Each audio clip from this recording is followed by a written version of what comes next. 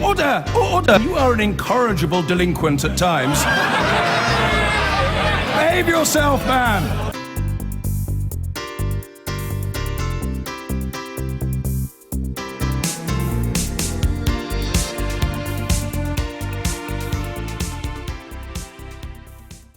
The Brexit vote came as a shock to many in the political establishment. Yet many of those who voted to leave the EU could have told them that levels of dissatisfaction with Europe, especially over the issue of immigration, meant it should not have come as a surprise. After the vote, we visited Great Yarmouth in Norfolk, which delivered the fifth highest leave vote, with more than 70% of residents voting out.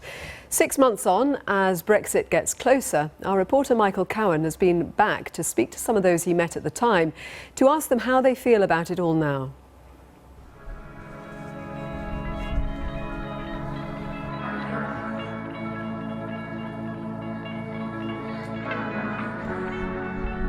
The government now seems to be very tight-lipped. Nothing's discussed with the people. There's no plan of action. I like a good plan.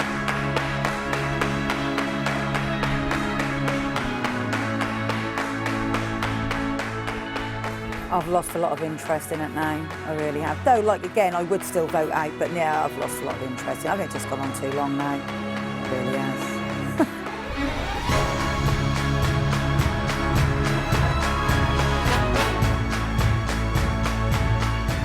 I just went with the flow. I know it's wrong and I regret doing that because I still don't understand what I voted no for.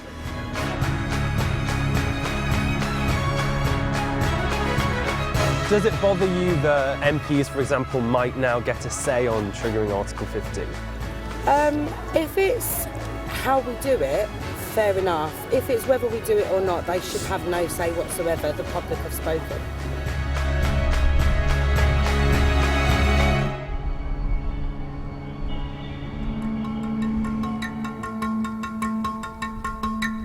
We first came here 6 months ago. Our country had just voted to leave the EU, and it was summer. Over 70% of people here voted to leave, and the locals spoke with candour as to why. My biggest fear is that the British people will be taken over by immigration. I would like to see the numbers come down. I would like to see some of the ones on benefits being shipped back. UKIP were high here in places where people are unhappy. Really unhappy, and ultimately I think that's what it boils down to, is that no one's listening to us. So the only way you can show your unhappiness is to vote, and that's what we did. I voted because I wanted Britain to be British laws. I wanted the English have our laws back and, I want and not being told what to do by other people.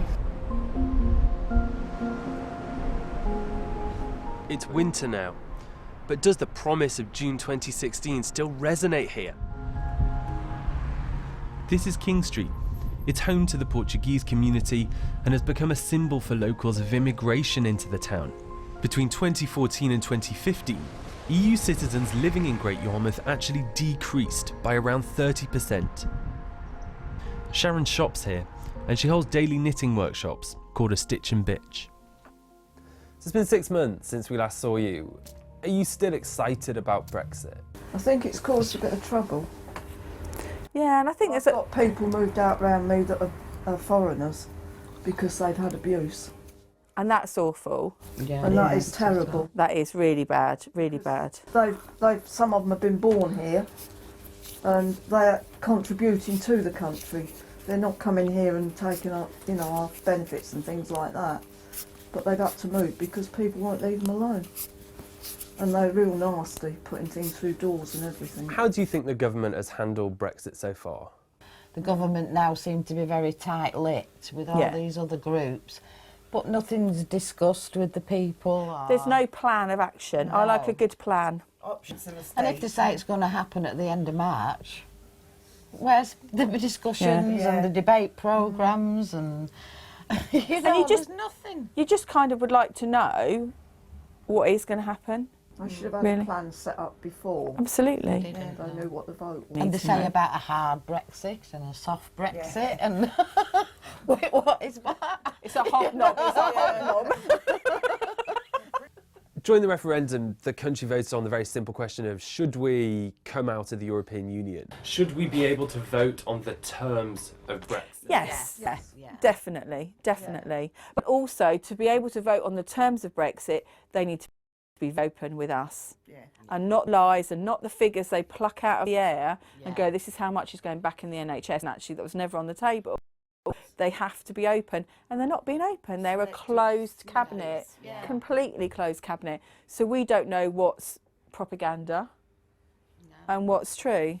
You said that, Brexit was really a way for people who were angry. This is what you said. To kick back at the government. And that maybe perhaps it wasn't so much about leaving Europe, but it was about saying to the government, we are here, you don't represent us, listen to us. Has this vote, has the decision to leave the EU given you that voice?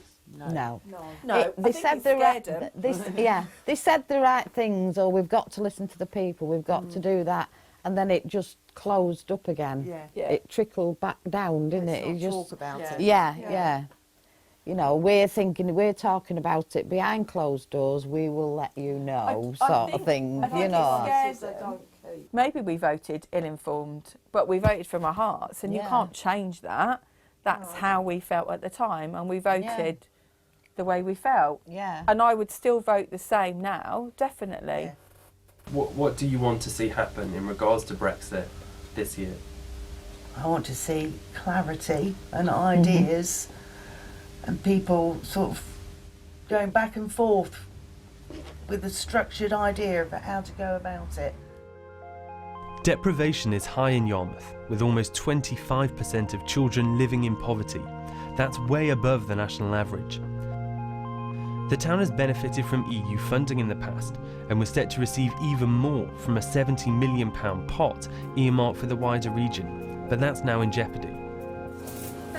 Lovely. Thank you very much. Have a good Christmas. Bye-bye. The Daily Market is one of the focal points of the community. Christine and Darren are one of the biggest fishmongers in here, and the business has been in their family for 70 years. 6 months ago when we first met you, you said that the Leave vote would ensure your family's future. Yeah, that's correct. Yeah, I did. For the fishing industry mainly, and so that we could fish in our own seas again, and we could bring the fishing industry back into Yarmouth again, mainly. Do you think that's on the priority list for the government? Probably not. I think that's not top of their list. Probably not bottom of the list, but they've got to do something, because I think there's a lot of people who rely on it, especially the fishermen. And I think a lot of them obviously did vote out. I mean, there's a lot of fishing places around here who rely on that. So I mean, I suppose it's on their list, but it's not going to be top of their list. Are you still optimistic about Brexit? I am, and I ain't.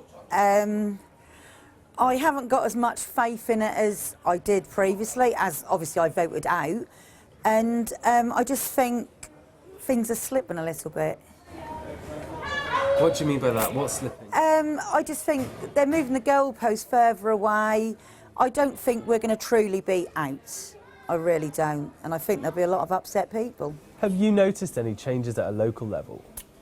No, nothing at all really. Some people say that trade's gone down and different things, but we're in winter now and trade's always been very quiet in the winter. When my granddad owned the stall, he used to shut in the winter. Are you still excited about Brexit? I've lost a lot of interest in it now, I really have. Though, again, I would still vote out, but yeah, I've lost a lot of interest in it. I think it's just gone on too long now, it really has. Our economy is one of the biggest concerns for the government.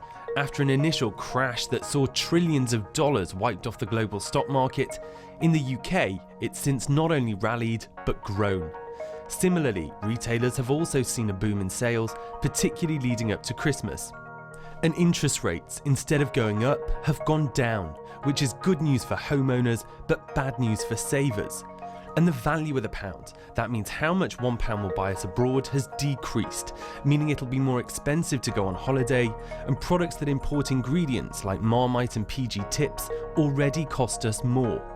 While two of our leading supermarkets, Tesco and Sainsbury's, have warned of 5 to 10% price rises this year. But are people here still excited about Brexit? And what's more important to them?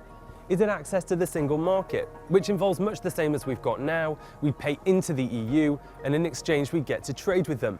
But we have to accept freedom of movement. That means unlimited numbers of EU workers coming to Britain to work. Or is it this? Complete control of our borders? Because the only certainty we have here is that we can't have both. Does it concern you when you hear things about the economy? So, for example, going on holiday already costs more money because the value of the pound is low. Well, then why not holiday in Britain? There's some beautiful holiday destinations. This is one of them. If people were putting more money back into our own economy rather than feeding everyone else's economy, this country would thrive. Come to Great Yarmouth, go to Blackpool, go to Liverpool, go to different areas where you've got these beautiful seaside towns that are getting forgotten and ignored and neglected. Do you still feel excited about Brexit? Absolutely. Absolutely. I think it was the best thing we could have done. Joining the EU was the worst decision Britain ever made. Do we want access to the single market, or do we want complete control of our borders? Because it's one or the other. Well, we can't have both. I can hang myself there. I think we've got enough. You think? Here. Our housing situation is atrocious, you know, and I understand that they do need to go somewhere and the place is a state, and I agree with that. But when's it going to stop? Do you know what I mean? Are we going to be intense next? So you voted leave? I voted leave because I went with the flow. If there was another referendum tomorrow, hypothetically. And I knew more about it, possibly could change my mind. Definitely. Hands up to that one. Hands up to that one. So that is more important to you, even if it comes at the cost of the economy, controlling the borders, that's the most important thing. That's the most important for me, yeah. Do you think Parliament should have a vote on Brexit? Yes, without a doubt they should do. I think they should get back in, put all their heads together without arguing and listen to each other, and obviously they might get somewhere. Our Brexit boards are clear. 54 people went for this, complete conviction like they had 6 months ago to control our borders. 24 people went for single market access. We're not pollsters, and our Brexit boards aren't scientific, but they clearly suggest for people here, immigration and control of our borders is still the major concern. There's your change, have a good Christmas, And you, my sweet. won't you? But amongst those we spoke to, there is a waning support for the way in which the government is handling Brexit, namely the lack of information. And it's telling that while the vast majority stand by that decision to leave, people here want more input, or even another vote, on the exact terms of how we leave the European Union. This could become a reality when the highest court in the land, the Supreme Court, returns its decision later this month on whether MPs should have a vote on triggering Article 50 or not. Well, if you want to watch that film again or share it, you can head to our programme page, bbc.co.uk/Victoria. After 10, we'll look ahead to all the political stories likely to dominate in 2017. And of course, Brexit is going to be one of the main ones. Vicky on Facebook says, if there was another vote, I think it would be a much closer thing, as I know loads of people who wish they had voted differently. Janet on Facebook, I feel no differently today to how I felt on the 23rd of June. I'm still upset that the small majority voted leave and disgusted that the government had done no planning for such an eventuality. Brexit does mean Brexit, and foot dragging by this government may just be storing up even more problems. Just get on with it and get the best deal you can. And Anthony on Facebook, I personally believe that those in power, including Mrs May, are delaying the process as much as possible in the hope that something legal will turn up to stop the UK from leaving the EU. Something like the legal challenge that is currently in the courts. Anything to stop us leaving the EU. Thank you for those comments, and do keep on getting in touch. Well, let's discuss Brexit and the other big stories that will dominate 2017. We can talk to Rachel Johnson, columnist at The Mail on Sunday, Rosalind Warren, a freelance journalist and commentator previously at BuzzFeed, and Stephen Bush, special correspondent at the New Statesman magazine. I mean, who'd have predicted so much that ended up happening, obviously, in 2016, but I do want predictions from you for 2017.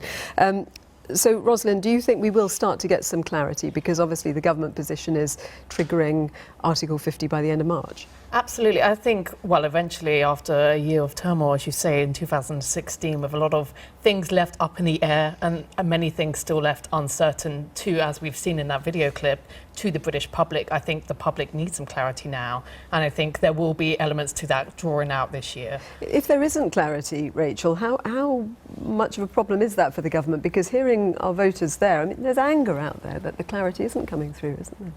Well, there is something like a timetable, which is that Article 50 is going to be triggered by the end of March. But I'm wondering whether there's going to be so much uncertainty across national elections in Europe. It lies behind some of the prevarication and the opacity that we've seen from government pronouncements. I mean, in a sense, you know, if Marine Le Pen wins in France, which we might get into, she will take France out of the euro, which could trigger, in a way, a sort of reconfiguration of the whole European project with an inner core and an outer core, in which case us leaving Britain is going to look like a teddy bear's picnic, because the international chaos, you know, across Europe will be so great that our local matter of leaving the EU, however hard, soft, red, white or blue, will be a sideshow.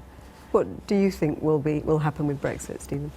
I think it will be triggered in March. One of the slightly odd things about this court case is it's a fight the government didn't really need to pick. We know they've got the votes to trigger it in Parliament, and so it will be triggered. The tricky thing for them will be, exactly as Rachel says, we're going to have a lot of elections in Europe where this idea the government has and you can keep your Brexit stance secret, it might work here, but it's going to be an issue in the French elections, in the Dutch elections, in the German elections. You know, what is your response to Brexit? So it's going to be very hard for the government not to give a running commentary on at least other people's running commentaries. Elections elsewhere, as you mentioned. What about the prospect for an early election here? I mean, I think Downish has just been very firm on why they don't want one. I think that their argument, which is they're worried that, you know, you could end up with a coalition of the Remain parties or some other kind of chaotic event, and people want stability. I think that's broadly true. However, her majority is quite small. And the opposition's very weak. And the opposition's very weak. So you can see the argument for it. I think she might be forced into one, but I don't think she will do it willingly. What do you think, Rachel? Well, she's been very categorical that it's not going to be an election until 2020. I don't think Labour really wants one either, the Corbyn Labour. But as you say, if Labour are weak, would that be a good time? Well, that gives her an incentive. But on the other hand, we do have the Fixed Term Parliaments Act, which is actually quite complicated to get around. You either repeal it or you engineer a collapse of your own government, as far as I understand it. But Stephen probably knows more. No, that's exactly right. Yeah. And it's a very poorly written bit of legislation in some way. So it's not clear in the collapsing your own government. Does that mean Jeremy Corbyn would become Prime Minister for 14 days? Does that mean Theresa May would be? Does that mean some Conservative grandee would become Prime Minister? It's really difficult to get an early election, unless, of course, you start losing votes in the House regularly. She does only have a majority of 11 now, because she's lost one thanks to Zach Goldsmith. So it's going to get trickier for her to get stuff done. OK, predictions on Jeremy Corbyn, because still questions about his leadership, and prediction from one think tank today that Labour could struggle to get even 150 seats at the next election. Do you think he will survive the year? I think, as you say, they won't want an election anytime soon. A lot of his supporters are very divided, as we know, and very conflicted about how they feel about him and any potential success he can get from, you know, for the Labour Party. I think he will stick it out, as we've seen in the last year or so. He's managed to kind of claw his way through, and I don't see that changing any time this year, personally, no. Well, the vultures are really circling just this week. We've had Len McCluskey, and we've had also Keir Starmer, who's queried his stance on freedom of movement. And so I feel that, you know, nevertheless, even if he is a dead man, the dead man's going to carry on walking. Steve? Yeah, Jeremy Corbyn will be leader of the Labour Party at least until the next election, and potentially for some time. Does he have I mean, he's ridden so many storms, hasn't he? You must wonder whether the appetite starts to wane after all that. I think Jeremy Corbyn's entire career has been riding storms in the opposition of most of the parliamentary Labour Party. That's not going to change now. Yeah, 30 years of behaviour is not going to change over the next 12 months. I think in some ways there's an interesting comparison with where the Labour Party membership is on Corbyn and where the voters are on Brexit. What they're sort of saying to their MPs in both cases is, look, we voted for this, We want you to make a success of it. And even if it doesn't work out the way those people want, they're not going to blame the person they voted for. They're going to blame Remainers for not making Brexit work, and they're going to blame Labour MPs for not making Corbyn work. And unless Remainers or Labour MPs can find a way to get out of that problem, they're going to be stuck with Corbyn and Brexit for a very long time. Let's turn to European politics, because you mentioned it, and obviously Rachel throwing up the prospect of what happens if the incumbents lose, particularly in France and Germany. I mean, in Germany, 59%, according to polls, want Angela Merkel to continue as Chancellor after the election in February. How will you call things at this stage for what you think is likely to happen? Well, I mean, it's a mug's game being Mystic Meg when it comes to what the polls say and what the eventual outcome is, because it's been confounded every single time. I want Merkel to win because I really believe Germany, we need leadership in Europe, and Germany, she's proved a wonderful internationalist. I mean, you can query what she did on open borders, but I think that she putting herself down for a fourth term was brave, it was correct. I hope she wins. But if she doesn't win, you know, if this whole immigration thing has really queered her pitch, then I think, again, you know, Europe is in absolute turmoil. That's the end game. I mean, as I said earlier, the only solution I see then is you have a outer core and an inner core, where Italy, Spain, Greece spin off, and you have Germany, Belgium, Luxembourg, and a bit of the Nordic rim around the euro, and all the other countries reclaim their original currencies. How would you call the French and German elections this year, Steve? I think in the German elections, Merkel will definitely win. In a British sense, she'll come first. If she's defeated, it will be by the left. So I think I think she'll be Chancellor again for a long time. France is more difficult to call, but the thing we forget about both Brexit and Trump, although they're very different from Le Pen, particularly Brexit, they were both going with the grain of British politics. Anti-Europeanism has been around for a long time. Whereas in France, the tradition of voting against the parties of the extreme in the second round of their election is also very strong. I think she'll find it very hard to win, much harder than Brexit did. I certainly think that 2017 will see a continued growth for far-right parties across Europe, and not, they've always existed across Europe, but certainly brought forward a set of policies across the board, as we say, a particularly high anti-migrant, anti-refugee sentiment by a lot of these parties will be more prevalent this year as well. And I think with Merkel, as you say, her biggest criticism has been even the open border policy. But I think there's a divide there in what the media are depicting about her, in saying that she's lost a lot of faith. Germans have lost a lot of faith in her, but actually, as we say, the polls, which aren't always right as we know, but have said that they continue to support her. So, and I think with Trump's election, of course, as well, I don't think he helped sort of ignite something in Europe that sort of ignited far-right policies here and far-right parties here. But as we say, they've existed for a long time. But it has, as Geert Wilders has said, as Marie Le Pen has said, that he sort of brought that. I forget what Geert Wilders actually said, but essentially, that this is our time. This is a turning point for us and our parties to take that step forward and to be accepted in our countries. So you think 2017 is going to be the year of revolution as well as 2016? And please, no. Endless revolution. Thank you. It's going to be interesting. We'll have to check in with you several times, no doubt. Thank you very much indeed.